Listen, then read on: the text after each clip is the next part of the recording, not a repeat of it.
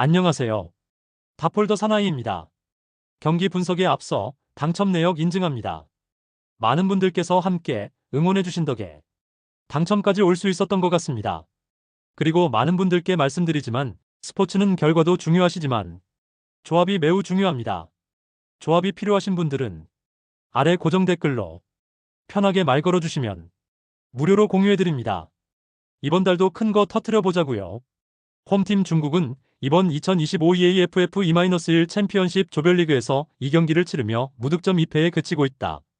특히 대표팀의 최전방과 측면에서 핵심 역할을 해왔던 우레이와 뉴르오판, 그리고 수비의 후어타오까지 모두 공식 명단 제외로 결장하며 공격과 수비 양쪽에서 전력 누수가 심각하게 드러난다.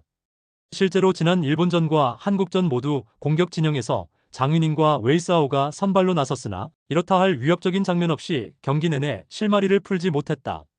미드필드의 슈신이 적극적인 볼 배급과 역습 전개를 시도했음에도 빌드업에서의 안정성 부족과 결정적인 마무리 부재가 겹치며 2경기 연속 득점에 실패했다.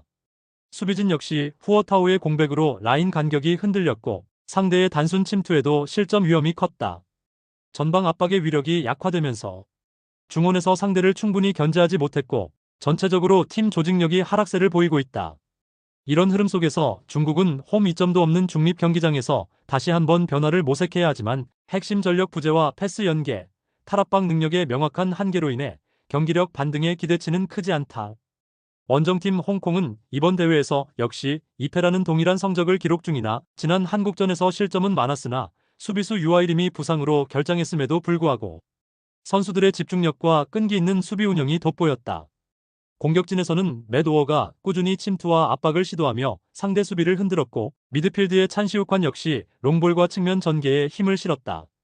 홍콩의 약점은 낮은 점유율과 공격 전개에서의 단조로움, 슈팅 정확도가 낮다는 점이지만 그럼에도 불구하고 최근 경기에서 적은 기회 속에서 한 골을 기록하며 전방에서의 순간 집중력을 보여주었다.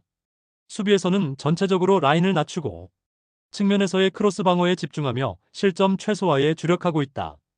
골키퍼 야풍파이는 수차례 선방으로 실점을 줄이기 위해 분투했고 경기 내내 흔들림 없는 움직임으로 골문을 지켰다.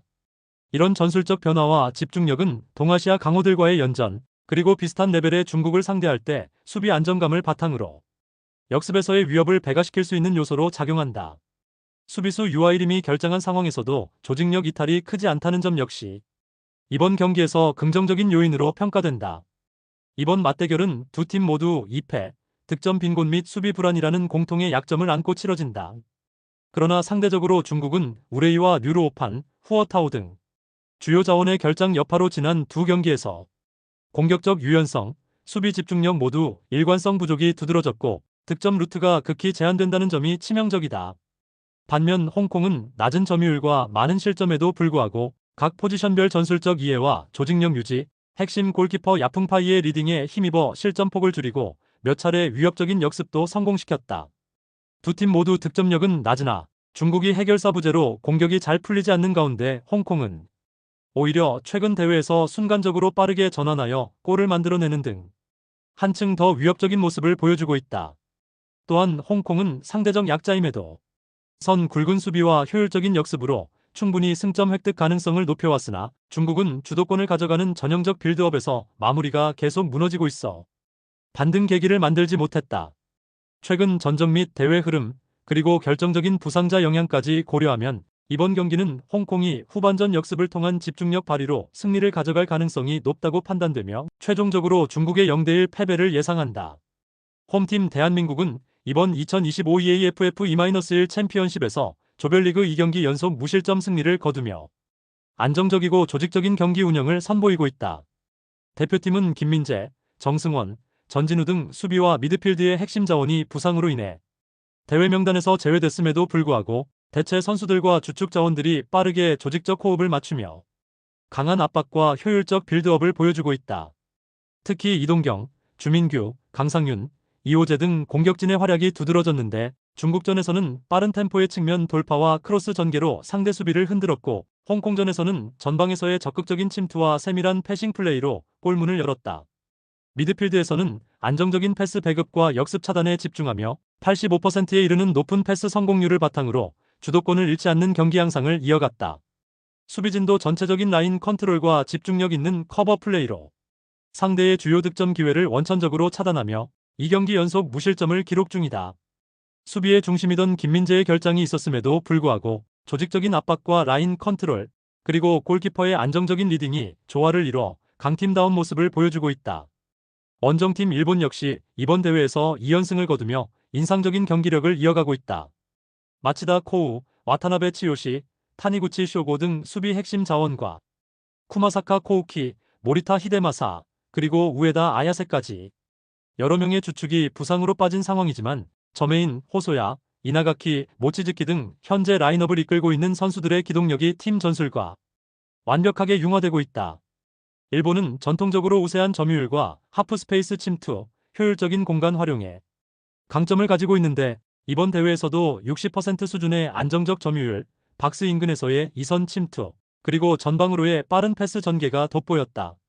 특히 지난 홍콩전과 중국전에서 각각 6득점, 2득점이라는 다득점 경기를 펼치며 매끄러운 공격 전개와 높은 결정력을 과시했다. 수비에서는 여러 부상자가 발생했음에도 불구하고 빠른 전환과 조직적인 커버 플레이, 중앙 압축을 통한 실점 최소화에 성공하며 대회 평균 실점 0.5점이라는 안정감을 유지하고 있다. 미드필드와 공격 라인이 유기적으로 움직이며 패스 성공률 역시 88% 내외를 기록, 상대 압박 속에서도 침착하게 볼을 돌리고 기회가 있을 때는 박스 안에서 적극적으로 마무리를 시도한다. 두 팀 모두 부상 선수 발생이라는 어려움이 있지만 최근 경기력과 대회 내 기록을 종합하면 대한민국은 수비 안정성을 핵심 기반으로 하고 일본은 공격 전개의 완성도가 강점으로 손꼽힌다. 이번 맞대결은 전통적인 라이벌전의 긴장감 속에서 어느 한쪽의 일방적 우세보다는 치밀한 공방전이 될 가능성이 높다. 대한민국은 이동경, 주민규 등 움직임이 좋은 공격진과 경기 컨트롤 능력이 뛰어난 미드필더들이 빠른 템포와 짜임새 있는 연계 플레이로 일본의 공간을 노릴 전망이다. 일본 역시 저메인, 호소야 등 간결하고 결정적인 패스와 박스 근접 시도, 하프스페이스 활용으로 대한민국 수비진을 흔들면서 공격의 다양성을 극대화시키려 할 것이다.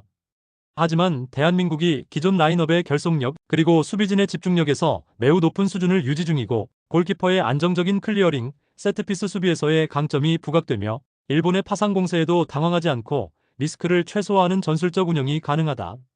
일본의 공격진은 실점 빈도가 상대적으로 낮지 않지만 최근 경기에서 한국 수비의 의외의 단단함에 고전할 가능성이 높다. 특히 수비와 미드필드 라인 간의 손발이 잘 맞아 떨어진다는 점, 코칭 스태프의 상황별 전술 대응이 매우 민첩하다는 점이 이번 경기의 승부처가 될 전망이다. 이런 흐름을 종합적으로 고려하면 대한민국이 강한 집중력과 치밀한 수비 조직력을 앞세워 역습과 세트피스에서 효과적으로 기회를 창출해내며 치열한 공방 끝에 일본을 상대로 1대0 승리를 거둘 것으로 예상된다.